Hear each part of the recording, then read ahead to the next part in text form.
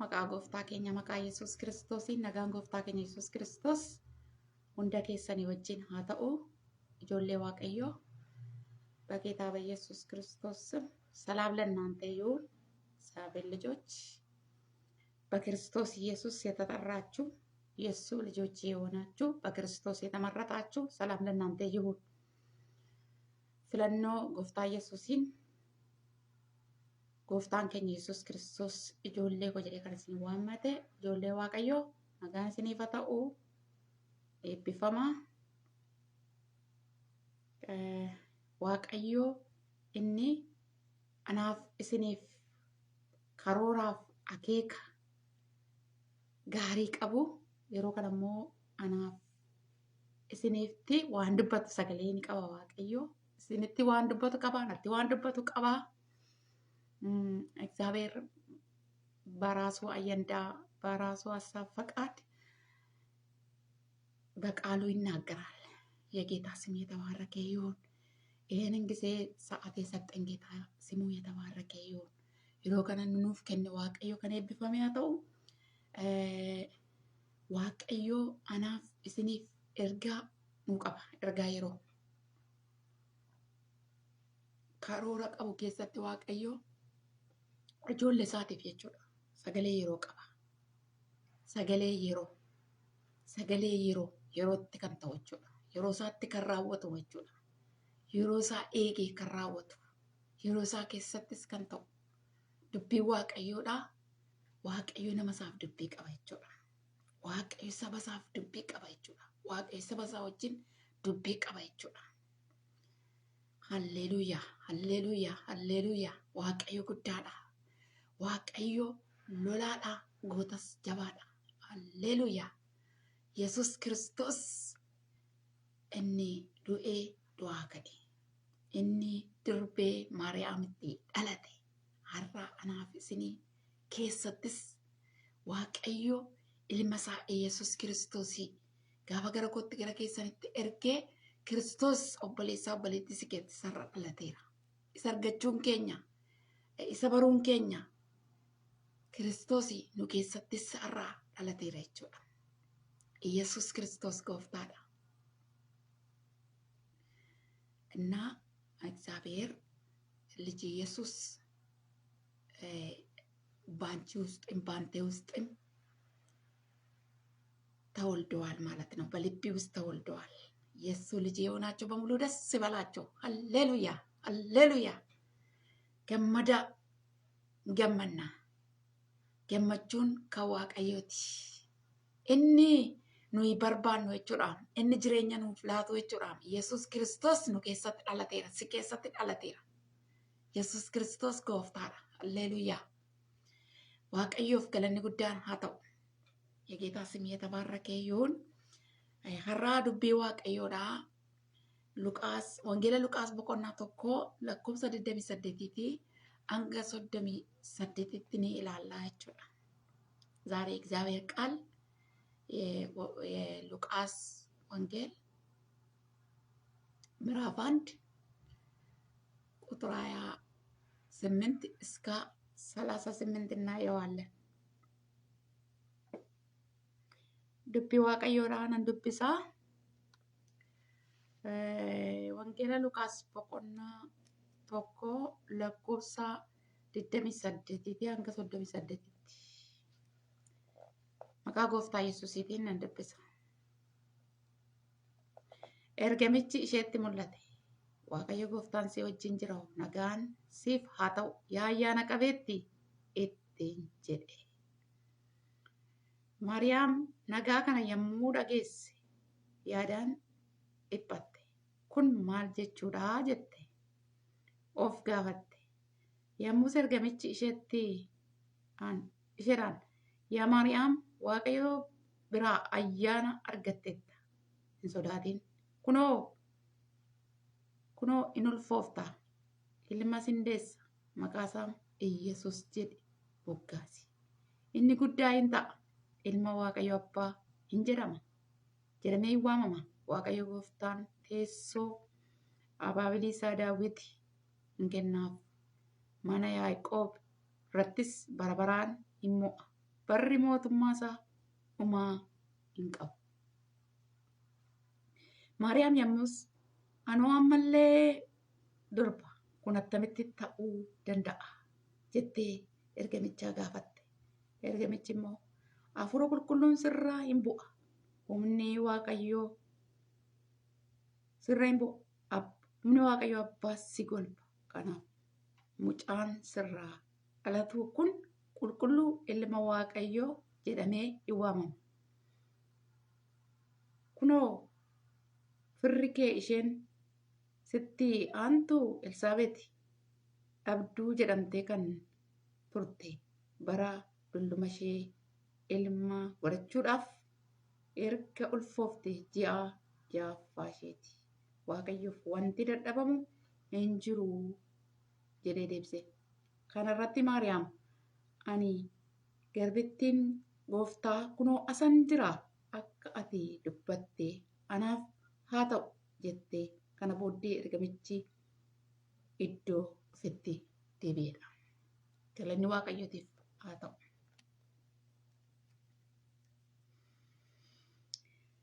Waaqayyo dubbii isaa kan akka nutti dubbatuutiif walumaan kadhanna. Yaa Waaqayyo gooftaa galannii fi ulfinni bara amma baraatti teessoo keessa qulqulluu isa guddaa irratti siif haa ta'u. Dhaloonni hundumtuu qulqulluu qulqulluu qulqulluu siin jedhee kan si waamu ati qulqulluu qulqulluudhas. Qulqulluu qulqulluu bara baraan qulqullooftee jiraattuudhas. Haleluuyaa. የሰራዊት ጌታ እግዚአብሔር ቅዱስ ቅዱስ ቅዱስ ቅዱስ ትውልድ ሁሉ ቅዱስ ቅዱስ ቅዱስ ብሎ የሚጠሩ አንተ ጌታ ሆይ ቅዱስ ነህ፣ ቅዱስ ቅዱስ ነህ፣ ቅዱስ ሃሌሉያ ቅዱስ ነህ፣ አንተ ቅዱስ ነህ። አሜን አሜን አሜን አሜን አሜን አሜን። አስፈሪ ፊቲ ጌታ ሆይ አስፈሪ ነው። ሃሌሉያ ሃሌሉያ። ማንም በፊቴ መቅረብ መቆም የማይችል ፊት አለ አንተ። ዋው ጋድ ብሌስ ዩ ሃሌሉያ። የሰራዊት አምላክ አባት ሆይ የሰራዊት ጌታ እግዚአብሔር አንተ ታላቅ ኃያል አባት ነህ፣ ወዳጅ ነህ፣ ደራሽ ነህ። እንዳንተ ያለ ደግሞ በሰማይ በምድር ማንም የለም። አንተ ደራሽ፣ አንተ አባት፣ አንተ ወዳጅ፣ እንዳንተ ያለ ማንም የለም። ክብር ተመስገን ጌታ መንፈስ ቅዱስ። ይህንን ቃል ቅዱስ ቃልህን በመንፈስ ቅዱስ አማካይነት በኢየሱስ ክርስቶስ ስም ለእኔ ለወገኖቼ በጌታ በኢየሱስ ስም ተናገር። እንሰማለን፣ ተናገር። እንሰማለን፣ ተናገር። ቅዱስ ቃልን የሚተረትር መንፈስ ቅዱስ አሁን በጌታ በኢየሱስ ክርስቶስ ስም ይለቀቅ። ቅዱስ መንፈስ ብቻ በዚህ ቦታ ይንገስ። ክብር ተመስገን ጌታ መንፈስ ቅዱስ፣ ክብር ተመስገን ጌታ ኢየሱስ ሆይ አባ አባ አባ ጀዴ isa si waamuu danda'u hafuura kee keessa keenya keessa hafuura kee keesseeti jirta. Innis abbaa abbaa jedhee si waama.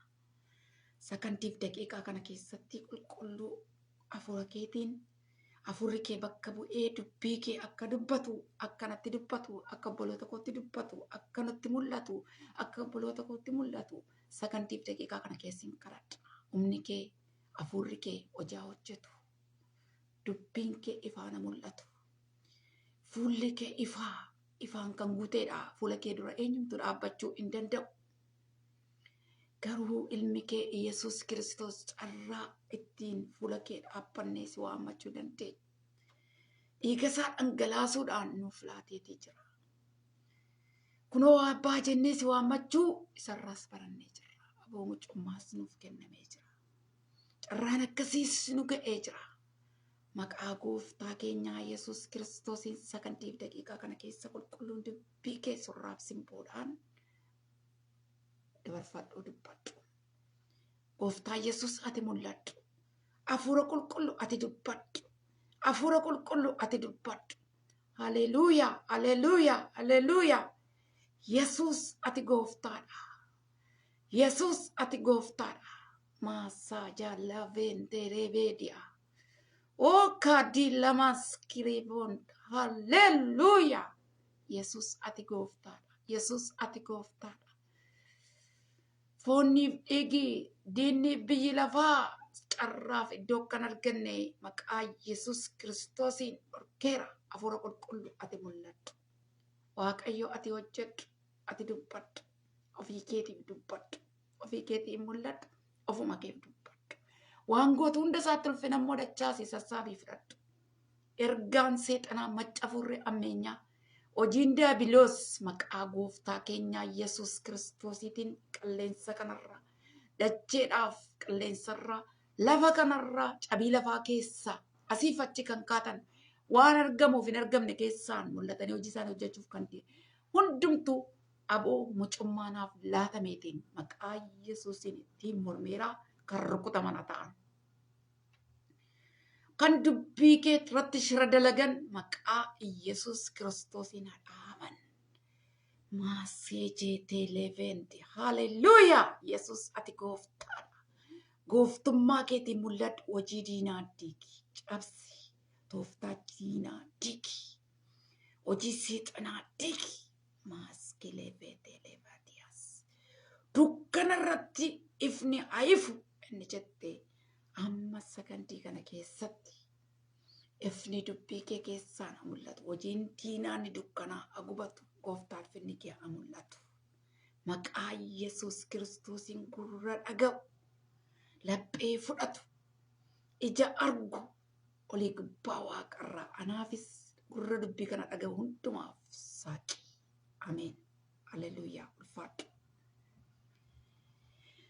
Waaqayyo gooftaan isinaa eebbisuu warri dubbii waaqayyoo dhaga'uudhaaf seentanii waaqayyo guddaa isaa guddisee isinaa eebbisuu waaqayyo dubbii isinii qabaa waaqayyo dubbii naaf qabaa waaqayyo warra dhaga'aniif waaqayyo hinti dubbata waaqayyo warra barbaadanitti ni mul'ata sagaleen waaqayyo akka dubbatutti kadhadhaa isinii kennamaatii jedha barbaadaa isin argattuutii jedha.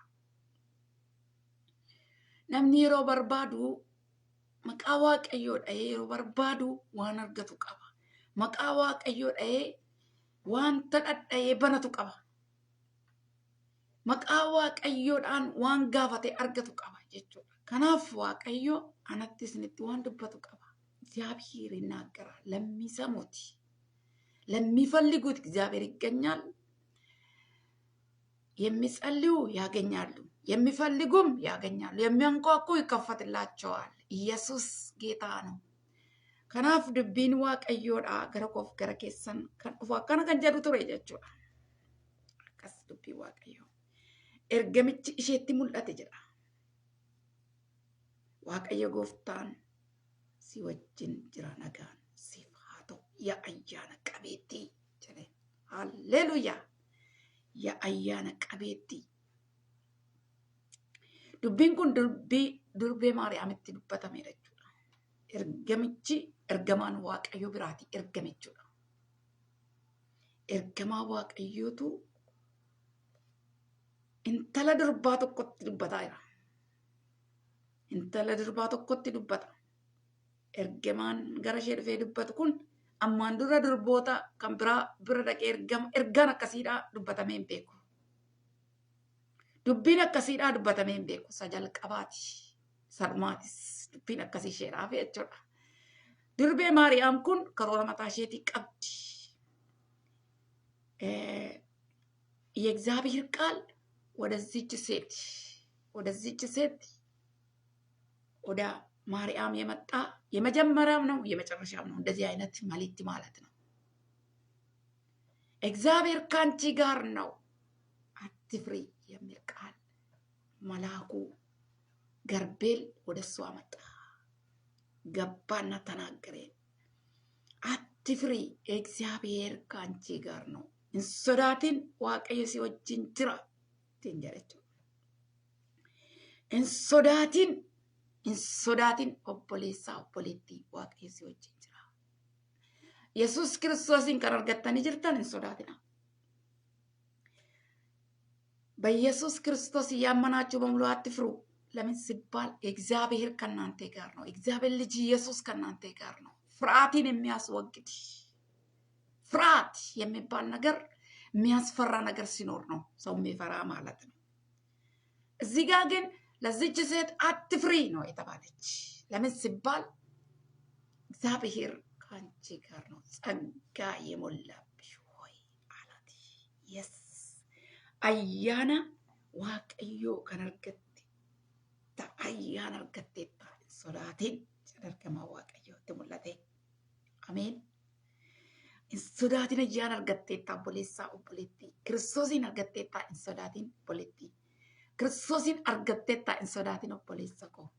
Kiristoosiin argattaniittu hin sodaatin firoota koo. Yesuus Kiristoosiin argattaniittu. Warri ilma Waaqayyoo argattan hin sodaatina. የእግዚአብሔር ልጅን ያገኛችሁ በክርስቶስ ያመናችሁ አትፍሩ። ለምን ሲባል እግዚአብሔር ልጅ ከእናንተ ጋር ነው። ፍርሃታችሁን ያነሳ ስጋት ፍርሃት የነበረ ማንም ሰው በክርስቶስ ያልሆነ በሙሉ ፍርሃትና ስጋት ውስጥ ነው ያለ። ግን በኢየሱስ ክርስቶስ ያመነ ፍርሃትና ስጋት ከሱ ተወግዷል። ወይንስ ከሷም ተወግዷል። ፍርሃትና ስጋትን የሚያስወግድ ኢየሱስ የእግዚአብሔር ልጅ ብቻ ነው።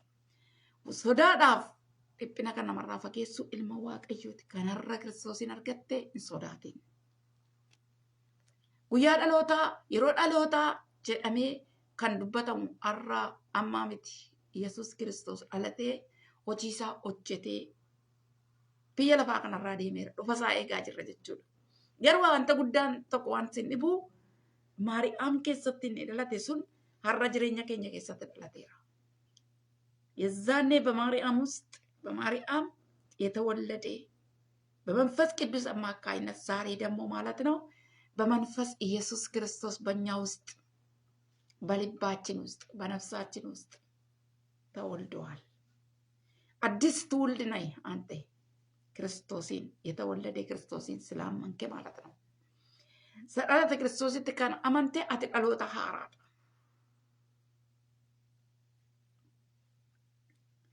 ergamichi isheetti mul'ate waaqayyo gooftaan si wajjin jira nagaan siif haa ta'u yaa ayyaana qabeettii ጌታ እግዚአብሔር ከአንቺ ጋር ነው አትፍሪ ጸጋ የሞላብሽ ወይ አላት።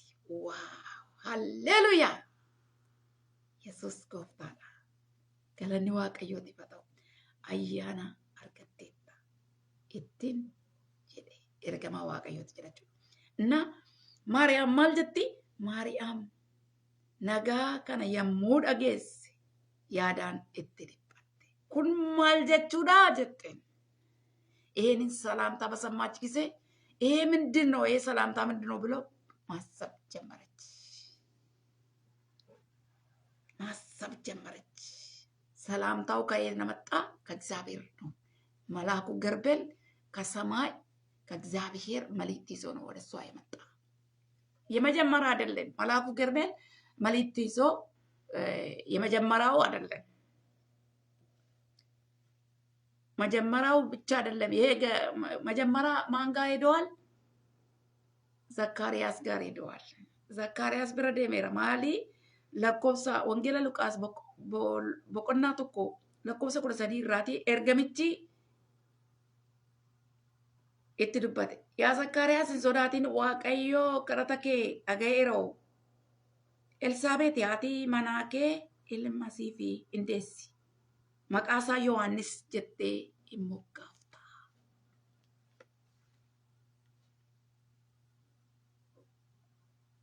Maqaa isaa Yohaannis jettee hin moggaafta.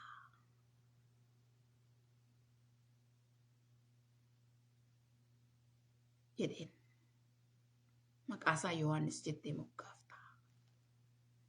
Zakkaariyaas hin sodaatin yaa Zakkaariyaas ሆይ አትፍራ ጸሎቲ ተሰምተዋል። ለምን ሲባል እግዚአብሔር ጸሎትን ሰምተዋልና አትፍራ። ጸሎቱ የተሰማ ሰው እግዚአብሔር ጸሎቱን የሰማ ሰው አይፈራም። ዘካርያስ ማለት ለአገልግሎት ነው የገባ ቤተ መቅደስ ውስጥ ነው ያለ። እዚህ ጋር ይሄን እንደዚህ አይነት መልእክት የሚሰማ እኮ ቤተ መቅደስ ውስጥ ሆኖ ነው። ለአገልግሎት ገብቶ ነው። ይጣ ደርሶ ገባና ምን ይሰማል? ጸሎት ተሰምተዋል። ከረቲ ኬሲፍ ደጋሜራ ይጣ ቱረ ቦየና ተጃጅላ ፎልሴኔ ሉቢ ኩን ጀቹudha. Lubi Zakkaariyaas jedhamu kuni ol seene. Gaafa ol seenuu maal argaa? Ergamaa Waaqayyoo arge. Garbeelis isatti dubbate jechuudha. Garbeeli maal ittiin jedhee? Yaa Zakkaariyaas jedhe hin sodaatin ittiin jedhe. Waaqayyo jedhe kadhata kee dhaga'eeraa jedheen. Zakkaariyaas wayaatti firaa. እግዚአብሔር ጸሎቴን ሰምተዋል. ሃሌሉያ. Obboleessa koo hin sodaatin Waaqayyo kadhata kee dhaga'ee jira. Obboleettii koo hin sodaatin Waaqayyo kadhata kee dhaga'ee jira. Tarii sodaatu jira. Nama akkamitti sodaata beektu isin? Wanta tokko abdatee hin ta'iniif yoo jiraate jechuudha. Hin sodaata jechuudha. Waan abdate tokko hin taane taanaan hin sodaata jechuudha. Maaliif sodaata? Wanta abdate sana wanta hin arganneef. Zakkaariyaas jechuun abdii kan Waaqayyo irraa qabu ture jechuudha. Abdiin Zakkaariyaas qabu kun immoo kan tureef kan tuttureedha. Zakkaariyaas dulloomeera, Elsaabeet dulloomteetti.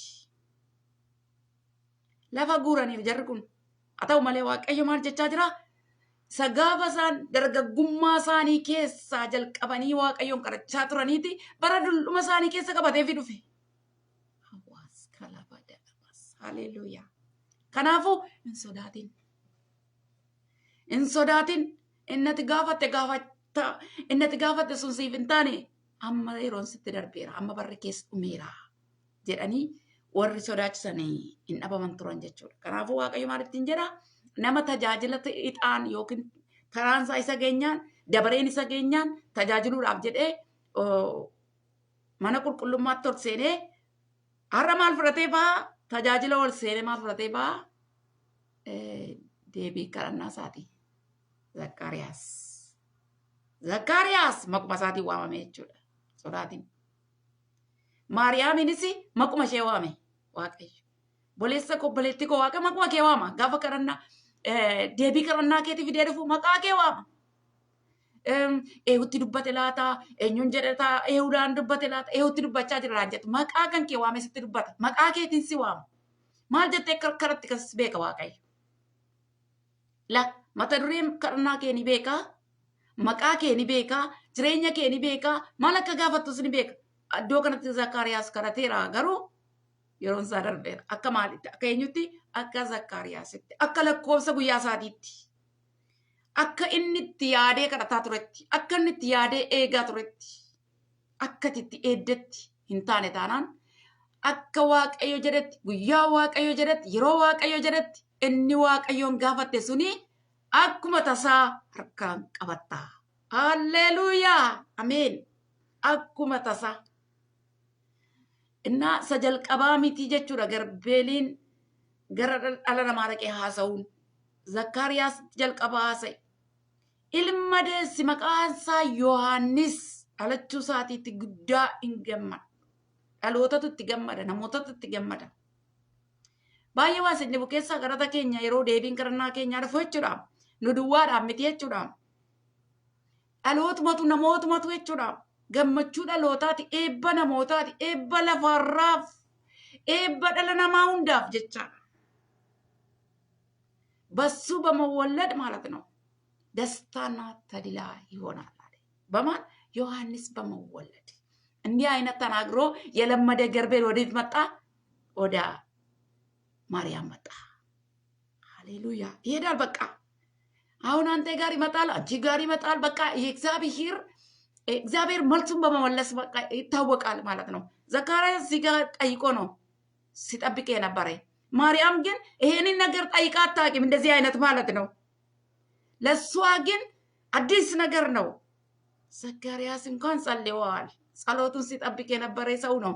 አልፈዋል ብሎ ትቶታል፣ ረስቶታል። ግን እግዚአብሔር ሰምተዋል። መጀመሪያ እሱ ሲጸልይ በመጀመሪያ ጊዜ ነው እግዚአብሔር የሰማ። ልክ የዳንኤልን ጸሎት እግዚአብሔር መጀመሪያ ጊዜ ነው የሰማ። መልሱ ነው መንገድ ላይ የቆየ ውጊያ፣ የጠላት ውጊያ ተገዳድሮ አየር ላይ ነው የቆየ። ግን እግዚአብሔር ጋር ቶሎ ነው የደረሰ። የኛ ድምፅ እኮ ወደ እግዚአብሔር ቶሎ ነው የሚደርሰው፣ ቶሎ ነው የሚደርሰው። ወደኛ ለመምጣት ነው የሚቆየው እንጂ ቀጥታ እግዚአብሔር ይሰማል። ያንቺን ድምፅ ያንተን ድምፅ እግዚአብሔር ይሰማል። ገና በልብ ስታስብ ነው የሚሰማው እግዚአብሔር። ልብን ነው የሚያነባው እግዚአብሔር። ልባችን ነው እግዚአብሔር የሚያነባው። ለቤ ኬኛ ዱብisa waaqayyo jalqabatti kadhannaa Daani'el waaqayyoom nagee jalqabuma dhagee garuu karaarra jalaa ture. Jechuunis qilleensarra ture. Kanaafuu maal ta'e namni waaqayyo namni kadhataa, namni abdiidhaan, namni amantiidhaan, namni guyyaatti ala sadii gaafachuudhaan beekamu, araara gaafachuudhaan kadhatan beekamu. Kufee achuma jira. Kufee ciisee eeggata. Achuma ciisi. Iddooma kufte ittiifaatiin jedhiin achuma ciisi. Daani'el bira dhufe kaa ergamchi. Maal jedheenu kadhati kee jalqabuma waaqayyo dhaga'ee ittiin jedhe. Jalqabuma waaqayyo kan inni si dhaga'u. Waan tureef, waan harkas hin geenyeef, waan si bira hin geenyeef yaadaaf yaaddoo sitti hin ta'in. Waaqayyo jalqaba dhaga'e waa'ee kee. Waaqayyo beeka waa'ee kee. Ituutiin alatiin garaa haadha kee keessaa tuutiin bahin. Ermiyaasiitiin waaqayyo garaa haadha kee keessaa tuun bahin sin beeka jedhe. Bakka addaanan si baase jedhe. Raajiin si godhe jedhe. Halleluuyaa. Inni kaan harkarra gaariitu ati raajiidhaa dibamteetta ittiin jedhe. Ermiyaas garaama keessatti waaqayyoota harkarra kaa'e. Afaan isaarra dubbii kaa'e. Jecharra kaa'e. Jecha tarraba isaarra jira. Buqqisuudha kansaa. Bakka diiguudha hojiinsaa itti kennamee jira. Raba isaarra jira. Itti kennamee jira jechuudha. Ameen ameen ameen. Bara kakuu moofaa keessatti raajonni maayinni hojii isaanii raajuudha bakka. Huma raaju bakka. Yesuus akka inni dhalatu raajaniiru. Eegaas turan Isaayyaas fa'aa. Ermiyaas fa'aa eegaa turanii. Raajaniiru. Hin dhufadhanii. Durbi akka durbi ulfooftu raajera Isaayyaas dhalachuu. Durbi immoo Yesuus Kiristoosiin akka durbi Yesuus Kiristoosiin ulfooftee deessu dubbatee ture garuu hin agarre Isaayyaas. Garuu inni Isaayyaas raajee dhalateera. Halleluuyaa. Ameen ameen. Bara kee raajamee ofumaaf raajee yerootii bira dabarfattu. Yerootii dhiistee deemtullee inni ati dubbatte dubbii waaqayyo lafatti lafa obboleessaa obboleettii. Ingoomin waaqayyo isa dubbate raawwata. Ingoomin amanii amantiidhaan dhaabbadhuu eegi. Hinta wanti waaqayyo dubbate. Bara koos ta'uu dhiisuu danda'a. Bara kee ta'uu dhiisuu danda'a. Bara kee ta'uu dhiisuu danda'a. Bara mucaa keetii ta'uu dhiisuu danda'a. Bakka waaqayyo dhalootaadhaan yaan dubbiin dubbii waaqayyooti wanta ta'eef hin raawwata jechuudha.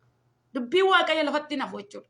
Roobni akkuma lafa irratti yeroo roobu biqilchu dubbiin waaqayyoodhaa yeroo dhufu in bu'aa, in dubbatamaa, in raawwatamaa. Inni amanes kanuma isaa godhata jechuudha. Galanni waaqayyooti fa ta'u. Naafa ta'u jedhee ofitti qaba jechuudha. Gaa baay'ee waan namatti tolu. Durbee Maariyaam irraa wanti barannu tokko waan guddaan tokko jechuudha. Dubbii isheen dubbatte keessaa dubbiin baay'ee nama booji'uu dubbattee jirti jechuudha. Galanni waaqayyooti fa ta'u. Waan baay'ee si dhibu gammadi ittiin jedhee ergamaan waaqayyootu isheetti dubbatu jechuudha. Maaliif ila si'a takka takka karoora keenyaa miti, akeeka keenyas miti, yaada keenyas miti, yaaduma waaqayyooti wanti fedhe yeroo raawwatamu jechuudha. Yeroo isaattis raawwatama jechuudha. Innaa maal jetti isinitti fakkaate durbeen Maariyaam jechuudha. Yaa Maariyaam waaqayyoo ayyaana waaqayyo maal jedhaanu yommusi ergamichi isheedhaan yaa Maariyaam waaqayyo biraa ayyaana argatteetta. Soraatiin kunoo hin ulfoofta ilma sindeessa maqaasaa Iyesuus jedhii moggaasi inni guddaa hin ta'a ilma abbaa jedhamee in waamama. Waaqayyo gooftaan teessoo abaabilisaa Daawitii hin kennaaf. Mana Yaaqoobiif irrattis bara baraan immoo barri mootummaasaa dhumaa hin qabu. Inni kuni Yesuusidha. Maqaa isaa eenyu jettee moggaaftaa? Yesuus jedhiiti moggaasi. Maqaa wajjin dhufe. Dubbii Waaqayyoo eenyu wajjin dhufe? Gara ishee maqaa wajjin dhufe. Yoo ol sinne gara 27 deemnee ilaalle namni kuni seenaa ishee eessarraa kaasaa achi keessatti isheen nama kaadhimaa Yoosef akka isheen taate dubbataa. Yoosef edda Daawit keessaa nama ishee kaadhimatee ture waa'ee Yoosefin kaasaa kaadhimaa Yoosef akka taate Maariyaam jechuudha.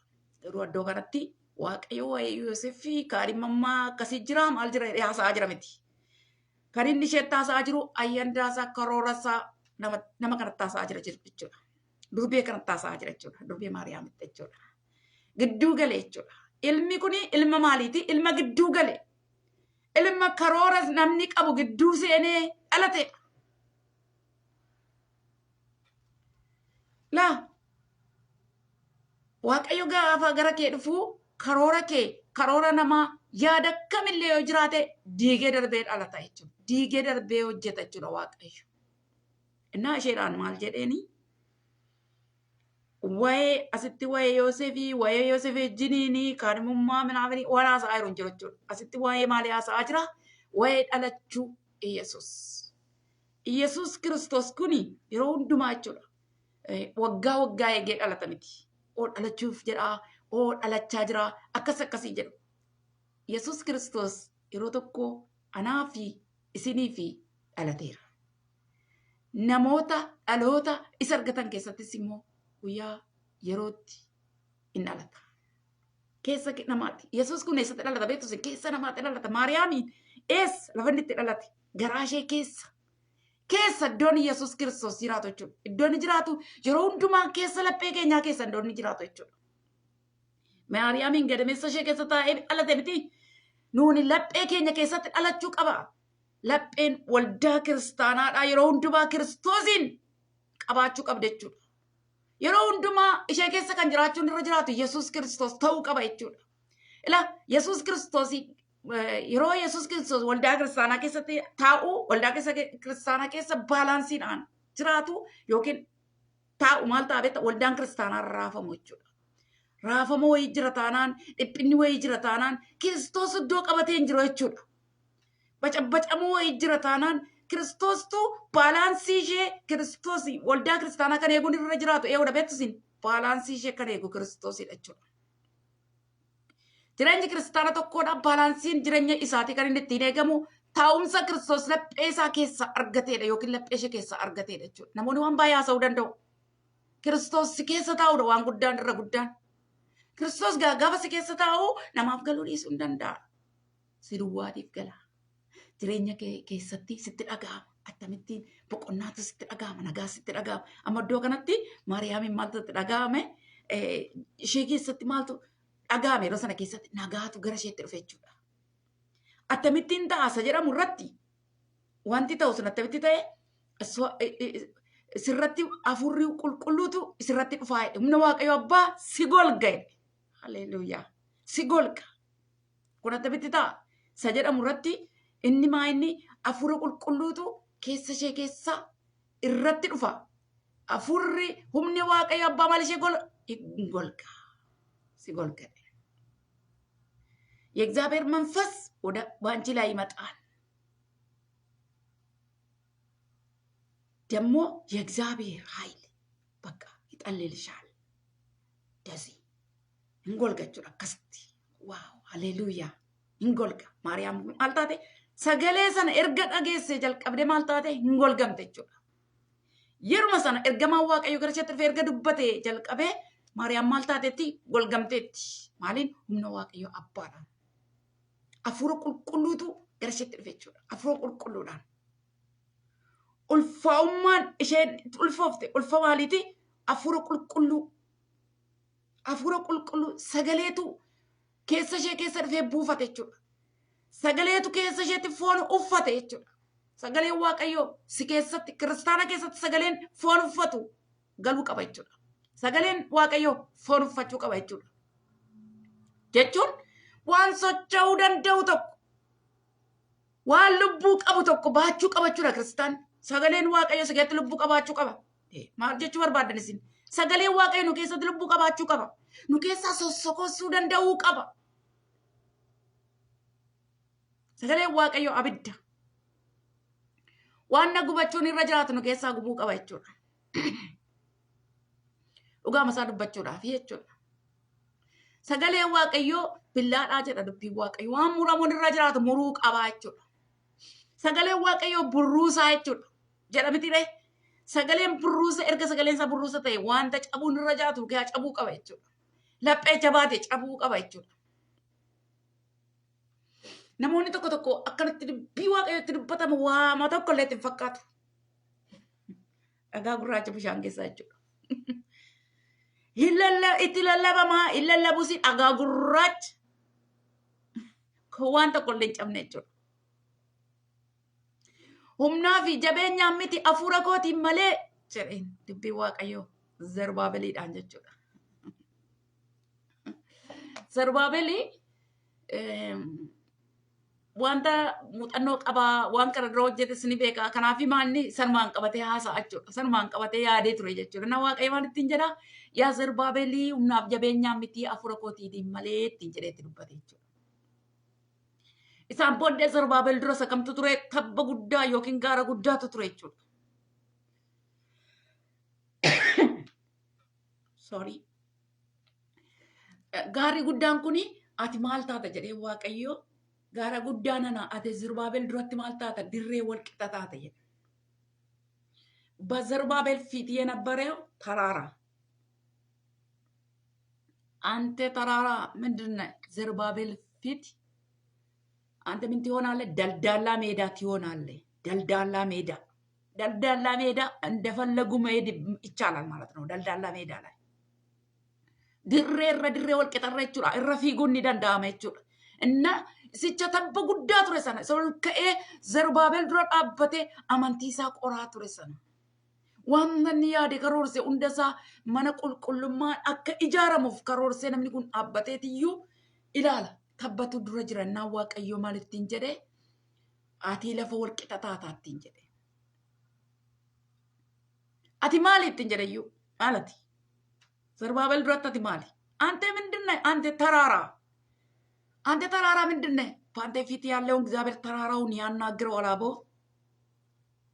ከፈለከ እግዚአብሔር ዝማሬ በአፊ ላይ ያመጣ ያናግራል። ኢየሱስ ጌታ ነው። ሃሌሉያ። የዘመርክ ተራራ ላይ ትወጣለህ። ይው እንደዚህ መራመድ ብቻ ነው በቃ። ምክንያቱም እግዚአብሔር ዝቅ ካደረገ እላው ላይ ጭንቅላቱ ላይ እየረገጥከ ነው የምትሄደው። አንዳንድ ነገሮች ራሱ እኮ ተራራ ነው የሚሆኑ። የእግዚአብሔር ስራ ለመስራት ስትል ራሱ እኮ አንዳንድ ጊዜ ተራራ ነው። ተራራ በቃ እንደዚህ ተራራ በመንፈስ እንደዚህ ክንፍ ይሰጣል እግዚአብሔር መንፈስ እንደዚህ ልክ ውሃ ላይ ማለት ነው። ብሻን አመነም ነው ብሻን ማልጎዱ ብሻን ከሰልጠሪ ዳኩ ብሻን ሰነማ ያታ ጀደሙ ብሻን ነው ፍዳቴ ደማ ጀደሙ ከሰ ሰነኒቱ warri daakaa beekan jechuudha. Seenanii daakoo jechuudha. Na akka muuxannoo Waaqayyo biraa fudhattetti kaleessa kan dabarte, kaleessa daattee kan dabarte, waan si sodaachise kan akka galaanaa, kan akka tabba ol ka'ee dubbii Waaqayyo qabattee Waaqayyo sitti dubbatee daattee dabarfatta, daattee ceeta.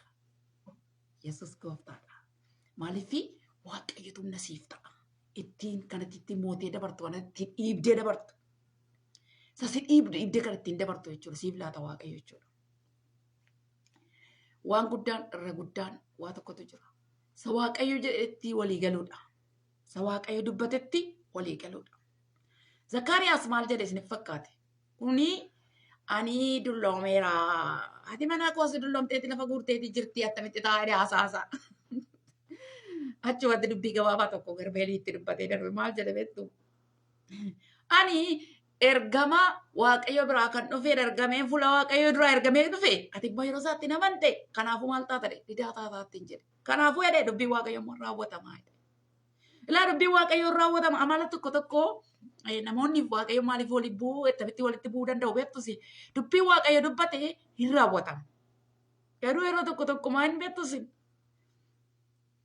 bakka amma sun ta'utti amma inni xumuramutti jechuudha. Waaqayyo maal si godha beektaa? Cal si godha. Cal jechuu beektaa? Cal. Kana jechuu hin dandeessu, sana jechuu hin dandeessu. Waama tokko dubbachuu hin dandeessu. Maaliif jennaan yeroo isaatti Waaqayyo dubbateera. Waaqayyoof danda'ama. Waaqayyotu beeka. Waaqayyotu natti qaba. Kun humna kootii miti. Kun waggaa koo lakkoofsiseeti. Waggaa koo miti kan inni laallatu. Umurii koo laallata miti. Humna koo laallata miti. Beekumsa koo laallata miti. Kun hojii Waaqayyooti, hojii koo miti. Jettee namantu taana Waaqa maal si godha? Caalsi godha. Caalsi jechisiisa. Dubbii Waaqayyoo raawwatamuunsaa dirqiidha. Waaqayyo ni raawwata. Garuu maal si godha siin beektaa? Calluma si jechisiisa. Hindi dubbattu. Waan tokko iyyuu hin dubbattu. Callumatta. Calsi godha Waaqayyo. Callumatta. Amma xumuramutti jechuudha.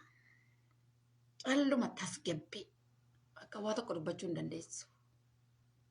Sanas jechuu hin dandeessu, kana jechuu hin dandeessu. Callumatti. Calluma godhe Waaqayyo. Didaa taatatti hin jedhe. Amma inni xumuramutti jechuudha. Gaafa mucaan dhalatee Elsaabeet gaafa isheen deessee gaafa mucaan dhalatee maqaa mucichaa dha'uudhaaf Yohaannis jechuudhaaf Elsaabeeti Yohaannis jette dura.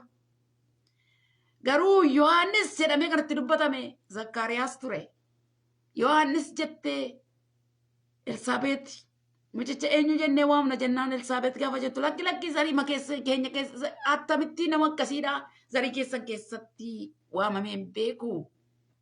Wanta akkasii maqaa akkasiis ta'ee hin beeku jennaan Zakkaariyaasiin gaafatan. Zakkaariyaas Yohaannis jechuudhaaniti afaansaa saaqame. Maaliif beektaa? Gaafa amanne, gaafa wanta Waaqayyo jedhee fudhanne afaan keenya hin saaqama. Afaan kee hin saaqama gaafas jechuudha. Afaan isaan saaqame Yohaannis jedhe. Milikkita isa hanga sanatti garuu milikkitaan haasa'aa ture. Namichi hanga ji'a sagaliitti milikkitaan haasa'e. Gooftaan namaa baraarus akkasii ijoollee. Hanga ji'a sagaliitti namichi maaliin haasa'a? Haalaan haasa'a. Haalaan. Waan hundumaa haalaadhaan. Namichi kun eessatti kan inni afaansaa kun rukutame? Amanuu dhabuunsaa eessatti? Mana qulqullummaa keessatti eenyutu itti dubbannaan ergamaa Waaqayyo garbeelii dhaabbatee itti dubbataa ture. As gara Maariyaam dhufte. Isheen garuu waal jette? Inni ati jette naafa ta'uu jette. Garaagarummaan isaan gidduu jiru maa inni ati jette naafa ta'u kamtu salphata beektu silaa? Zakkaariyaasii kadhataa ture, gaafataa ture, kadhata keessii dhagahame yeroo jedhamu amma fakkeenyaaf akkuma tilmaamaatti akka yaada namaatti jechuudha. Amanuudhaaf kamtu salphata? Zakkaariyaasiitu fudhachuutu yeroo isaatti amanee fudhachuutu irra salphata ture. Garuu inni yeroo isaatti fudhatee waan amanuu dideef itti amanuu didu maal godhame? Didaa ta'e. Maariyaam bukkee yeroo dhufnoo Maariyaam maal jettee nuyyuu akkumati jettee laa lakkoofsa 34 irraa meeqaase nan dubbisaa. Maariyaam yommusii anoo ammallee durba kun akkamittiin ta'uu danda'a gaaffii isheeti jette. Ergamicha gaafatte. Ergamicha yoon gaafatte garbeeliin gaafatte jechuudha. Ergamichi immoo hafuura qulqulluu sirra hin bu'a. Humni Waaqayyo, humni Abbaas si golga. Kanaafis mucichi sirraa dhalatu kunoo qulqulluu ilma Waaqayyoo jedhamee waamama. Kunoo fakkeenyaaf isheenii sitti aantuu Elsaabeetii dhabduu jedhamtee kan turte barra dulluma ishee ilma godhachuudhaaf erga ulfooftee ja'affaa isheeti. Waaqayyoof wanti dadhabamu hin jiru jedhee deebiseef. Lakkoofsa 38 irraa. Kanarratti Maariyaam ani garbittiin Gooftaa kunoo asan jira. Ameen. Kunoo asan jira. Akka ati dubbattee anaaf haa ta'u jette. Kana booddee ergamichi iddoo dhufetti deebi'e. Maal jetteeni? Akkumati jette, akkumati dubbatte asan jira garbittiin eenyu? Garbittii Waaqayyo kunoo asan jira. Kanaafiyyuu akkuma ati jettee naaf haa ta'u. Kanarratti Maariyaam maal jettee? Ani garbittiin gooftaa kunoo asan jira akka ati dubbattee anaaf haa ta'u jettee. Zakkaariyaas immoo kun attamitti ta'a jira dhaabbatee. Isheen garuu akkuma ati jettee naaf haa ta'u. Gaaffiin Maariyaami attamitti ta'a isheen jette anoo ammallee durbaa attamitti ta'a jette. Zakkaariyaas kadhanni kee dhaga'ameeraa ittiin jedhame. Kun attamitti ta'a anoo dulloomeeraa ati manaa gosa dulloomteeti jirti jedhe. Gamanatti dhufnee gaafa laallu immoo Maariyaam maal jette anoo ammallee durbaa kun attamitti ta'a jette. Akkaataan itti ta'uuti ergamaan Waaqayyoo itti hime. Attamitti ta'a hafuura qulqulluu sirratti dhufa. Humni Waaqayyo abbaa si qulqulla. Fakkeenya fudhate. Laa firri kee isheen sitti aantu aantii kee kan taate. Elsaabeet dhabduu jedhamtee kan beekamtu. Amma erga ulfooftee ji'a ja'affaa isheeti. Kanaafiyyuu wanti Waaqayyoof dadhabamuu hin jiru. Isa akka inni hin taaneef yookiin immoo akka inni hin amanne godhee dudubbatee isa rakkisu Zakkaariyaasiin dirqeem cufee darbe. Laa isa eebba kee akka hin taane godhee isa rakkisu bee gooftaan cufee darba hojii isaa hojjeta. Sii galeeraa dubbiin. Waan babbanamaa takka maal godha beektaa Waaqayyo cuccufeeti hojii isaa hojjeta. Cuccufeeti hidhaa kee eega. Cuccufeeti rakkoo kee furmaata ta'a Waaqayyo. Wanta karaa cuccufu. Wanta tokko waan babbanamee isa rakkisu takka maal godha beektaa Waaqayyo cuccufee. Wanta siif jedhe sana raawwata. Waan sitti dubbate sana ni raawwata. Karaatti nafu yaadii Waaqayyo. Karaatti nafu karoorri Waaqayyo. Maariyaam garuu maal jettee? Ilaa garbittiin kee asan jira. Kunoo asan jira. Akkuma ati dubbatte naaf haa ta'u. Kanarratti Maariyaam maal jettee? Ani garbittiin kee gooftaa kunoo asan jira. Garbittiin gooftaa kunoo asan jira. Akka ati jettee akka ati dubbatte anaaf haa ta'u. Laame wanti Waaqayyo anaaf isiniif dubbate akkuma inni dubbatetti nuuf haa ta'u. Dhugaama isaa dubbachuudhaaf amantii dhabee akka hojii jedhe yeroo tokko namicha tokkotu rakkate bakka rakkisaadhaaf jettu amantii dhabee tokkotti na gargaari jedhe. Inna Waaqayyo yoo amantee jedheetti dubbannaan maal jedhaa? Amantii dhabee tokkotti maal na godhi jedhe na gargaari. Na gargaara jechuun barbaachisaadha. Maal tokko dangaadha beektusin. Haalli simmamsiisaa. Waanumti jiru iyyuu simmamsiisa. Waanumti sin argitanuu simmamsiisa. Jechuun waanumti mul'atu iyyuu simmamsiisa. Haa ta'u malee akkuma dubbii keetiin hafa ta'u jette isheen. Namichi maal jedha beektu? Amantii dhabina kootti na gargaari. Achuma jira jechuudha. Achuma isumatti deebisuudha jechuudha. Amantii dhabdee rakkata taana ana gargaarii jedhe Waaqayyoodha. Akkuma dubbii keenyaa hafa ta'u jedhe Waaqayyoodha. Maaliif amma fakkeenyaaf durba kan taate jechuudha. Durbi akkamittiin ulfoofti. Waan hin jirredha jechuudha. Waan ta'e hin beeknes jechuudha. Waan argamee hin beekne waan ta'e hin beeknetu iyyuu Maariyaam keessatti ta'e. Dhageessee hin beektu. Saganda baluutti ta'etu ta'e akka hin jenneefi ammaan dura wanta dhageessee beektu miti. Wanta argitee beektus miti. Wanta akkasii kun isa jalqabaati. Haaraadha. Kanaaf Waaqayyo yeroo hundumaa jechuudha karaa kee waan haaraa hojjechuudhaaf wanta ati qabdurraa laaleeti wanta ati qabdurraa ka'ee miti ofiisaa amanatee ofiisaaf dandeettiisaa amanatee garuu Waaqayyo maal beektaa kakuuf waadaa si keessatti raawwachuu barbaade ni qaba. Dhalootuma keessaa namootuma keessaa Waaqayyo si filatee gara kee dhufuu danda'a. Ati garuu amanuu dhabuudhaan Waaqayyoodhaan hin danqin Waaqayyoon hin rakkisin. Maariyaam atawatti ይሁን አለች። የእግዚአብሔር ባሪያ እኔ እዚህ አለው ይሁንልኝ አለች። በቃ ያንተ ቃል ይሁንልኝ መልአኩን ከዛ በኋላ መልአኩ እሷ ይሁንልኝ ካለች በኋላ ወደ ተደ ወደ መጣበት ወደ ሰማይ ሄደ ተመልሰው ይዞ የመጣው መልእክት ተቀበለች። የእግዚአብሔር ባሪያ ማርያም ተቀበለች። የእግዚአብሔር ባሪያ እኔ ተቀብያለሁ። እኔ እዚሁ ነኝ፣ እግዚአብሔር ባሪያ እዚሁ ነኝ። ተቀብያለሁ፣ አምኛለሁ፣ በቃ ወስጄያለሁ፣ የራሴ አድርጌያለሁ። ከዛ ጀምሮ ማለት ነው ምን ቀረ? ኢየሱስ የሚባል ወንድ ልጅ። ሃሌሉያ! ኢየሱስ እኮ ወንድ ነው። የትውልድ ሁሉ ሲያስፈራ ሲያስደነግጥ የነበረ ኃጢአት ከሰው ልጅ ሁሉ የሚወገድ ወንድ ነው። ኢየሱስ ጌታ ነው። ወንድ ልጅ ይወለዳል። ወንድ ልጅ ማሳጃ ዳባዲያስ ሃሌሉያ! ወንድ ልጅ ኢየሱስ በቤት ያለ እኮ ወንድ ልጅ ነው። ኢየሱስ ጌታ ነው። ፍርሃትን ቆርጦ የጣለ ሲመጣ ቤት ሲገባ የሚያስደነግጥ ሁሉ የሞት ጥላ የገፈፈ ወንድ ልጅ አማኑኤል። አማኑኤል ማለት እግዚአብሔር ከኛ ጋር ማለት ነው። የዘመኑ ቤተክርስቲያን ማለት ነው። ወንድ ልጅ በውስጧ ያለ፣ ወንድ ልጅ በመካከሏ ያለ ማስተናገድ አቅቷት በቃ ከሱ ጋር ወንድ ልጅ የተባለ ለማን ነው የተሰጠ መሰላችሁ? ዘመኑ ቤተክርስቲያን ወንድ ልጅ አላት፣ ግን ችግር አለባት። ወንድ ልጅ አለ፣ ግን ችግር አለ።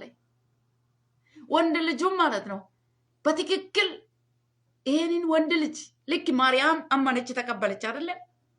ይሁን አለች አይደለ? የዘመኑ ቤተክርስቲያን ማለት ነው። ቤተክርስቲያን ማለት እኮ እያንዳንዱ ሰው ልጅ ማለት ነው። ጌታ ኢየሱስ ማለት ነው በልቤ ውስጥ ነው የሚኖረው። እና አንዳንድ ጊዜ በጣም ከባድ ነው። ጌታ ኢየሱስ በውስጤ ማለት ነው በደስታ ያለ ትካሴ ማለት ነው ቤቲ ኑሮዬ ትዳሬ እንዲደሰትበት ይፈልጋል እግዚአብሔር በቤቲ ማለት ነው። ጌታ ኢየሱስ ክርስቶስ በቤቲ ነው። በቃ አንድ ጊዜ ካንተ ጋር እኔ እከተልሃለሁ ይላል። አንድ ሰው ይመጣና እከተልሃለሁ ይላል እና ጌታ ኢየሱስ ምን አለ መሰላችሁ? እና ሰው ልጅ አለ የሚያርፍበት ጭንቅላቱን የሚያሳርፍበት ቀበሮች ጉድጓድ አላቸው፣ ወፎች ደግሞ ማረፊያ አላቸው። ግን ሰው ልጅ ራሱን የሚያስጠጋበት እንኳን እንደሌለ ነው የተናገረ ማለት ነው። እና ስዱካን ቡአ ነብቻ ተካደፈ ይችላል ጎፍታ ኢየሱስን አኒ የደን ስዱካን ቡአ ስብራና ፉትን ጀናን ተከሰተን ጀደ ዋንጎሊን ቦለ ቀቡ ሄደ ሲምብሮኒ ሰደ እዶ ቡፈታ ቀቡ ሄደ ሙከረቁ በታ ኢልሚና ማለፍ ገሩ ለፋ ማታሳ እትርክፈቱ ይንቀቡትን ጀደ ሲዱካን ቡአ ሮትን ጀደ ጀቹ ጎፍታ ኢየሱስ አማማኒ ማላገርሲሳ ዱቢ ኢየሱስ ራ ይሮርግኖ ጎፍታ ኢየሱስ iddoon buufati isaa mana cimaa keessa akka jiraatu jireenya gaarii akka inni jiraatu iddoo mijuu michataa ta'e iddoo gaarii ta'e akka jiraatutti yaadee jechuudha namichi. Gooftaa Yesuus garuu kan inni asirratti dubbataa jiru maanni namichuma keessaa iddoo buufataa argachaa jiru. Namichatu Yesuus keessa Yesuus bira buufachuu barbaada malee Yesuus namicha kee buufachuu barbaada. Lafa mataa isaatti hirkifatu qabu namichuma keessaa yoo jechuudha. Si ada katakkachuu oldaan kiristaana bara siyaanaa kun jechuudha kiristoosiin boqochiisuu dadhabuudhaan boqonnaa hin qabdu, nagaa hin qabdu. Kanaaf dhaloonni baay'een namoonni baay'een boqonnaa keessaa argachuu dhufaniiti dhiisanii deemu. Amma waldaan kiristaanaa bara siyaanaadhaatti tan fakkaatti isin fakkaate balbala booroodhaaf balbalaaf fuuldureedhaaf duubaan qabda jechuudha. Inni dur ture karaa dugda duubaarraan baay'ee deema jechuudha. Karaa dugda duubaan karaa boroorra jechuudha. Inni kan biraan inni haaraan immoo isaan dhufee seenaa karaa fuulduree dhufee seenaa jechuudha. Dur ture karaa dugda duuba banatee deema. Inni deema jechuudha bakka. Maaliif yeroo hundumaa lafni waaqayyoo keessa buufatu eessa yoo jenne kiristoosii iddoo ilmi isaa Yesuus itti boqote keessa. Si keessa kiristoos boqochuu qaba. Gaa'ila kee keessatti, daa'ima kee keessatti kiristoos boqochuu qaba. Mana kee keessatti. Waldoota keenya keessatti kiristoos boqochuu qaba. Amma waldoota bara siyaanaa keessa namoota itti boqote. Kiristoos keessatti boqochaa jiru jechuudha. Lubbuun kee boqonnaa hin argattu. Maaliif beektaa? Kiristoos itti boqochaa jiru jechuudha. Kiristoos itti boqochaa jiru. Waldoota kiristaanaa bara siyaanaa baay'ee isaa keessa jechuudhaaf namootatu itti boqota fooniif dhiigatu itti boqochaa jira. Yoo barbaachisaa ta'e seexanni illee keessa boqochaa jira. Soba miti kun dhugaadha. Maariyaam garuu haa ta'utti. Haa ta'u jechuu qabna jechuudha. Waaqayyoof laphee keenya kennuufii qabna. Waldaa keenya kennuufii qabna. Mana keenya kennuufii qabna. Jireenya keenya kennuufii qabna. Tajaajila keenya kennuufii qabna. Tajaajilama keenya kennuufii qabna waaqayyoof jechuudha. Iddoo laachuufii qabna. Yeroo laachuufii qabna. Kiristoositti haa boqotu. Kiristoos keessaa haa boqotu. Maariyaam anoo akkasii qaadhimaa namaati. Anoo qaadhimaa Yoosefiti jettee dubbitti hin qabne. Na'uu Yoosef iddoo tokkotti yeroo inni waan akka ishee waa'ee ishee dhaga'ee yeroo inni dhossaatti ishee dhiisuuf jedhellee maal jedhe beektaa waaqayyo. Ishee hin sodaatiniiti ofitti fudhadhutti hin jedhe. Hin sodaatinii ofitti fudhadhu. Gaafa amantee wanta waa'ee waaqayyo yaada waaqayyo fudhattu dhalootota ofitti si fudhata. Namootota ofitti si fudhata bakka hin dhume. Yoosefi maal godhe beektaa ishee ofitti fudhate dhaqee hin sodaatinitti hin jedhe abjuudhaa itti dubbate. Kaadhimaa kee ofitti fudhannaa fura qulqulluudha maleessaati kan isheen dhufoofte fura qulqulluu biraa. Isattis dubbatame Maariyaam duwwaatti miti kan itti dubbatame. Karoora jaraas waa'ee kaadhimummaa isaanii isa karoora isaanii ayyandaa isaaniis akkuma jirutti eegameefii jira jechuudha. Akkuma jirutti eegameefii jira guyyaa isaa wajjin eegamaa jira jechuudha. Karoorri kee guyyaa isaa wajjin eegama yaada waaqayyo raawwadhu duwwaa malee. Wanti waaqayyo siif qabu wanti waaqayyo siif karoorse hundi isaa yeroo isaa eegee raawwatama. Yeroo kaadhimummaa isaanii fuudhaa isaan gidduu fuudhaaf heeruma isaan gidduu jiru hin jeedhe akkaataan dhufa Yesuus jechuudha. Argamuun Yesuus jechuudha. Amma yaada namaasaa hamaa jechuudha. Yaadi waaqayyoodhaa gara keeroo yaada sirrii hin taane garuu hin jeeqashii. Yaada sirrii ta'e gaa'ila sirrii ta'e sanaa Samaariyaamii fi Yoosef gidduu jiru hin jeedhe. Hin jeedhe yeroo isaatiif guyyaa isaatti eeggate dhaqi ofitti fudhadhutti hin jedhe. Hin sodaatiin itti hin jedhe. Abjuun itti dubbate. Abjuun itti dubbate. Osseetii. Ossaatti. Tu nama hin dhageessisin. Ossaatti. Maqaa isheetuun balleessin dhiisuu barbaade. Innaa waaqayyoo laphee isaa keessatti arge waanta ta'e namatti haasa'e min ibsayyuu. Hiriyaa isaatti jettaa haasa'e miti. Qophaa isaa laphee isaa keessatti haasa'e. Innaa abjuudhaan dhaqee waaqayyoo itti dubbate. Ossa abjuu jechuun ossaa guddaadha yaa jara keenyaa. Abjuu jechuun ossaa guddaa. Kan foon kee dhiiga kee gadi qabee dhufee sitti haasa'u jechuudha. Hiriyoota wajjin kan ta'e miti jechuudha. Namoota wajjin kan mari'ata firoota wajjinis miti jechuudha. Ciiseeti namichi riba keessatti jiruutti dubbate waaqayyo. Maariyaam kun achi jirti miti. Yoosef kun as jiraa miti. Nan dhiisaa bakka dhossaatti nan dhiisa tu namni hin dhagahin jedhe poo. Qophaa isaatti haasa'amu yaada isaa keessatti qabatee dhaqeetu yaada kana qabatee dhaqee rafe. Innaan waaqayyo Yoosefitti dhaqee dubbate jechuudha. Kanaaf gaafati ameen jettee fudhattu Maariyaam ameen jettee fudhatte qageeftii koo. Waaqayyo ishee eebbisu. Eebbifamtu. Sudhayyuu waaqayyo ishee eebbiseetti jira miti ree. Kunoo ayyaana qabeettiidha. Namni yaada waaqayyo fudhatu ayyaana qabeessa ayyaana qabeettiidha. Akka jette dubartii tokkotti yeroo tokko harmati ootee attama gammadanii jette sagalee ishee ol kaafte. Gooftaan keenya Yesuus immoo dubbii waaqayyo dhaga'anii warri gammadan immoo mama gammadan jedhe. Galanni waaqayyootiif haa ta'u. Maariyaam amma dubbii waaqayyo dhageesseetu kan galatoomteedha jechuudha. Kan ayyaanofteedha jechuudha. Kanaafi sorry. Waaqayyo waan natti dubbate qabaa, waan isinitti dubbate qabaa. Guyyaa isaatti ni raawwatama. Amantii qabaachuu qabna. Waaqayyoon eeguu qabna. Yaanni waaqayyoo morarra'ee hin hafu. In raawwatama. Wanti yaada waaqayyoo karaa hambisuu barbaadu tokkollee rarraasee hambisuu barbaadu tokkollee amma na argeera dayyoobii. Yaada waaqayyoo kan karaa hambisuu hin jiru jedhe. Duraan gurraan hin dhagaye amma garuu ija kootu argee jedhe. Kanaaf wanta gurraan dhageessan ija keessanii agartuu amanaa eeggadhaa. Waaqayyoof hin danda'ama. Hafuura qulqulluudhaan danda'ama. Hojiin keessan hundumti isaayyuu hafuura qulqulluudhaan hojjetama. Hafuura qulqulluudha kan hunduma isaa danda'u beektus kiristaanotaaf kan danda'u dandeettii isaa waan hunduma isaa jechuudha. Tajaajilli wanta hunduma sagalee waaqayyoo kana gaggeessaa hafuura qulqulluudhaan barreeffame. Kanaaf gaggeessaa hafuura qulqulluu malee danda'amee ija tokko dubbifamee dubbachuun hin danda'amu. Namoonni qootanii waan haasaan itti fakkaata dubbii waaqayyoo tasa. Iddoo meeqa dhaqee dubbisi waama tokkollee camcaraqa namatti jechuu danda'a yeroo tokko. Beektuu wanta akkasii dubbii waaqayyoo ta'e akkuma jireenya kee fakkaata. Bishaan godha dubbii waaqayyoo jechuudha. Jireenyumti namaa kun jechuudha maqaa Yesuus Kiristoosiitiin. Dubbii waaqayyoo bishaan si keessatti hin ta'in obboleessa obboleetti bishaan nu keessatti hin ta'in abaarsa akkasii waaqayyo nurraa haa cabsu. Dubbii waaqayyoo dhaga'uudhaaf dubbii waaqayyoo fudhachuudhaaf axxanii teessanii bishaan isinitti hin ta'in. Kun abaarsa guddaadha beektu isin.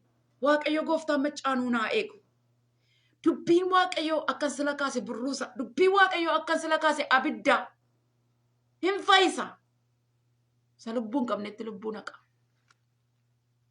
Waa waamachuudha. Galanni waaqayyoo ta'u. Dubbiin waaqayyoo lafee dachee kana uumeeti jira jechuudha. Samii kana kaa'ema jira jechuudha.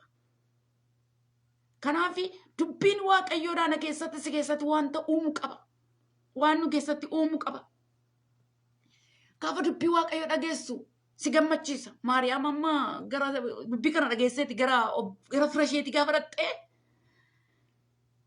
mucaanni Elsaabeet keessa ture Yohaannis hin burraaqe. Hin burraaqa bakka iddoo hidhattu hundumtuu jechuudha. Wantuma bakka cal jedhee taa'aa ture sanatu gaafa deemaa dhattu gaafa dubbattu hin burraaqa. Burraaquu qaba jechuudha. Waldaa kiristaanaa keessatti mee amma mee wanti hundumtuu calluma jedhee rafa bakka hirriba wayii jira jechuudha. Ija walirra hin buufatin rafee baricha keessa dhalootichi rafee beektu. Maariyaamii fi Elsaabeet garuu gaafa haasa'anii burraaqummaatu ta'a ture. Mucaatu burraaqa, kennaatu burraaqa gislaatu gaafa dubbii waaqayyotti amananii namni wal argu. Kiristaanni gaafa wal argu burraaqummaatu jiraachuu qaba ture. Ayyaanni keessa kee kennaan keessa kee jiru burraaquu qaba ture. የእግዚአብሔር ቃል ሰምተን ወገኔ ስንገናኝ ማለት ስንሰበሰብ ቅዱሳን በተሰበሰቡበት ልክ ማርያምና ኤልሳቤጥ ሲገናኙ በሷ ውስጥ የነበረ ጽንስ ማለት ነው ዘለለ። ማርያም ልክ ሄዳ ሰላም ስትል ማለት ነው በሰላምታ ብቻ ነው የዘለለ። በጣም ደስ ይላል እኮ በሰላምታ ብቻ ያንተ ሰላምታ ያንቺ ሰላምታ እኮ የአንዱ ውስጥ ያለውን ጸጋ እንዲዘል ያደርጋል፣ እንዲሰራ ያደርጋል፣ እንዲቀሳቀስ ያደርጋል። ሲጸልይ ማለት ነው ቤተክርስቲያን ውስጥ እንቅስቃሴ መሰማት አለበት። እንዴ ሞት የሚሸት ሞት ብሎ የሚሸት ነገር ማለት መጥፋት አለበት። የሞት ሽታ መጥፋት አለበት። ኢየሱስ ጌታ ነው። ሃሌሉያ። የሞተው መነሳት አለበት። የሞተ ጸጋ መነሳት አለበት። የታመመ መፈወስ አለበት። ሰይጣንም ቢሆን ጮህ መውጣት አለበት። እንዴ አትንኩኝ በተባለበት ዘመን ኖ እኮ በጣም ከባድ ነው፣ መርገም ነው። እንዴ ሰይጣን እኮ በቃ አትንካኝ አትንኩ የተባለበት እኮ ነው። አንዳንድ ጊዜ በቃ አንተ አትንካኝ እኔ አነካም የተባለበት ይመስላል። አንዳንድ ጊዜ ክርስቲያን ማለት ነው መቃወም በቃ ምንም ነገር የለም። እንደው ልምድ ይሆናል አንዳንድ ጊዜ ማለት ነው። ሰይጣንን አለመቃወም ልምድ ከኛ ይራቅ። yeroo tokko seexanaa mormuu dhiisuu bakka isuma kana yommuu xannoo isaa argannachu Yesuus waaqayyo nurraa ifatu bo seexanaa mormaa jedha malee dubbii waaqayyoodha loluu mormuu yoo loluu baatte mormuu baatte nuusi morma bakka yoo xinnaate ati yoo mormuu baatte nuusi lola nuusi mormachuudha. Akka cubbutti yeroo ilaalamuudha. Yeroo baay'ee akka seexanaa mormuun akka cubbutti yeroo lakkaa'amedha jechuudha. Jaamummaa hafuuraati kun beektuusi nuti nu banne malee jaamummaa hafuuraati. Akkasuma nami gooftaa Yesuus immoo akkasii wajjinsaa Alaazarii dhumeeraa fi jedhaniitiyyuu hin dhukkubsatee hin du'eedha eeganii awwaalan. Gooftaan keenya Yesuus Kiristoos immoo dhufe jechuudha. Iddoo jirurraa hin dhufe. Isa dhufe maal godhe? Eessatti awwaaltanii jedhe gaafata. Eessatti awwaaltanii yeroo akkuma nama kan biraa lafa awwaalcha salaaluu waan ta'etti fakkaata namoota kan biraatti. Gooftaan Yesuus isa namni itti maree jechuudhaan seremoonii hunda raawwatee jechuudhaan dhaqee awwaalee boolla keessa kaa'ee biyyootti deebisee dhagaarra kaa'ee deeme sanatiyyuu dhagaarraa kaasaa jedhe Yesuus dhaqee. Dhagaarraa kaasaa. Dhagaa ofirra keessa maaltu sirraa kaasaa? Dhagaarraa kaasaa dhagaa walirra keenya beektuusin maqaa gooftaa Yesuus Kiristoosiin.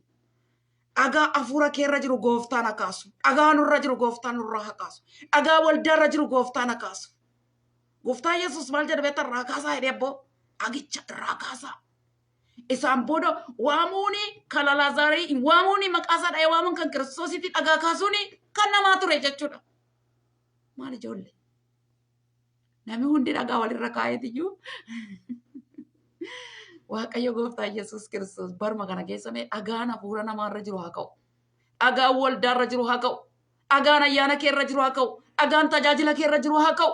Dhagaan balbala keerra jiru haa ka'u. Dhagaan gaa'ila keerra jiru haa ka'u. Dhagaan daa'ima keerra jiru haa ka'u. Dhugaadha. Baabaata dhalootichi aadaa deema dhalootichi. Maaltu beekaaf? Maaltu yaadaafis? Hollataa deema. Aadaa deema beektaa? Waaqayyo gooftaa maccaa dhaloota kanaaf dhugaadha inni ulfaata beektu kanaaf Yesuus Kiristoos jechuudha inni dhalate kun jechuudha dhaloota akkasii barbaachisa jechuudha isa akkasii kana ilma inni kun jechuudha mootummaan isaa dhaloota gar amma dhalootaatti abaabiliidhaaf waa'een dhalachuu Yesuus waa'een hojjechuu Yesuus waa'een fayyisuu Yesuus akkuma salphaatti kan dubbatanii bira darban miti. Wanti inni hojjete hojii du'aatii namarraa kan inni kaase jireenya kan inni namaa laate. Kanaaf raajiirra Yoonaas raajii milikkita kennamee as jira kan Yoonaasiin caalu isa jedhame Yesuusidha. Ogeessicha Solomoon irra inni caalu Yesuusidha. Kunoo as jira of isaatiin dubbate jechuudha. Gaafa dhufu hunduma isaa nutti mala jetti dubartiin Samaariyaa sun dhaabbatteeti. Kunoo nama si dubbataa jiru iyyuu isa jedheen. Abbo Boriftaan hin jedhin nama sitti dubbata jiru Waaqayyoodha. Dubbiin kun kanuma keeti. Isuma kanas si kaasa. Isuma kanas siif ta'a. Obboleettii koo obboleessa koo sumaaf isuma kanas sii ta'a. Sagalee koo namatti gara kee dhufe sagalee kana gara koo dhufe dhalachuu Yesuusiin kan caalu hin jiru. Inni naaf kenname Yesuus Kiristoos ilmi nuuf kenname ilmi ilma caalu Yesuusii dhagaa. Halleluuyaa. Yesuus Kiristoos gooftaadha. ወንድ ልጅ ኢየሱስ ከወንዶች የሚበልጥ የወንዶች ወንድ ኢየሱስ ለአንተ ለአንቺ ተሰጥቷል። አሜን። ኢየሱስ ጌታ ነው። አትፍሩ ወገኖቼ። በቃ ፍርሃትን የሚያስወግድ ኢየሱስ ክርስቶስ የእግዚአብሔር ልጅ ለኔም ለአንቺም ተወልዷል። ለትውልድ ሁሉ የተሰጠ ኢየሱስ ሃሌሉያ። dhaloota hundumaaf kan kenname Yesuusidha. Galanni Waaqayyootiif haa ta'u. Waaqayyo guddaadha. Kanaaf inni durbeen Maariyaam yeroo sanaa deessee inni dhalate sun jechuudha. Har'a anaafis siifis nagaa koof nagaa keeti. Galanni Waaqayyootiif haa ta'u. Waaqayyoo mucaa durbaa tokkootiin dhufee jechuudha. Dhalootarraa hidhaa du'aa kute. Mucaa durbaa tokko. Achiin dhufee dhalate jechuudha. Karaa sanaan dhufee dhalate jechuudha. Dhufee taasise jechuudha. Sagalee ergee ergamaa isaatiin taasise jechuudha. Isheenis ni amante jechuudha. Atis yoo amante dhalootaaf namootaaf guutummaa biyya lafaadhaaf maal argatteetta? Fayyina fudhatteetta jechuudha. Iddoo mati jirtu sanatti jechuudha Waaqayyo waan hojjetu qaba jechuudha. Isheen guutummaa biyya lafaadhaaf manuma keetiif iyyuu situ qoricha. Idduma jirtuufuu situ fayyina. Sababni isaa fayyisaa Yesuusiin argatteetii jirta obboleessaa obboleetti. Yaaddoo hin qabaatin yaaddoo hin qabaan. Galanni Waaqayyootiif haa ta'u. Yesuus kun anaaf isiniifi fayyisaadha, nagaadha, boqonnaadha. Yesuus gooftaadha. ተባረኩ። ኢየሱስ ክርስቶስ ለእኔ ለእናንተ መድኃኒት ያ ማርያም የዛኔ ይሁን ብላ የተቀበለች የእግዚአብሔር ባሪያ የእግዚአብሔር መልአክ መጥቶ ሲናገር እኔ በቃ ተቀብያለሁ አምኛለሁ ብላ የተቀበለች ዛሬም ደግሞ የተወለደውን ኢየሱስ ክርስቶስ ከማርያም ከድንግል ማርያም የተወለደው በመንፈስ ቅዱስ አማካይነት በእግዚአብሔር ኃይል ዛሬም ደግሞ ጌታ ኢየሱስን መቀበል ያለባችሁ ወገኖቼ ሆይ እሱ የእናንተ መሆን አለበት። ልክ እሷ ይሁን እንዳለች እንደ ቃል ይሁን አለች። እግዚአብሔርን ቃል በሰማችሁ ጊዜ ማመን አለባችሁ። ኢየሱስ ክርስቶስን የራሳቸው ማድረግ አለባቸው። የእውነት ነው። ጌታ ኢየሱስ ለእያንዳንዱ ለማንም ሰው የመጣ መድኃኒት ነው። ሰውን አይለይም። ለሁሉም ሰው መድኃኒት ነው ኢየሱስ። ላመኑት ማለት ነው፣ ለተቀበሉት ማለት ነው። የልጅነትን ስልጣን ሰጥተዋል። በቃ አንተ ልጅ ነህ እንጂ ባሪያ አይደለም ማለት ነው። ክርስቶስን በተቀበልክበት ጊዜ ልጅ ነህ። ጎፍታ ኢየሱስን ጋፋ ፍዳተን isin mucaasaati malee garba miti jechuudha. Garbummaa keessaa baatan garba cubbuu horturtan jireenyatti ilma ijoollee waaqayyoo taataniitu jechuudha. Kanaaf galanni waaqayyoof haa ta'u, isa ijoollee waaqayyoo nu godhee maqaan isaa eebbifamu, ilmi waaqayyoo ijoollee waaqayyoo nu godheeti jira. Eebbifamaa sagaleen kun eebbaaf jireenyaaf nuuf haa ta'u, qaal labarakati ይሁንልን። ተባረኩ። ሌላ ቀን እስከምንገናኝ ድረስ በሰላም ቆዩ። እግዚአብሔር ቃሉን ይባርክልን። ጌታ ስም እየተባረከ ይሁን። መቃ waaqayyo kan eebbifame kan galateeffame haa ta'u. Eebbifama.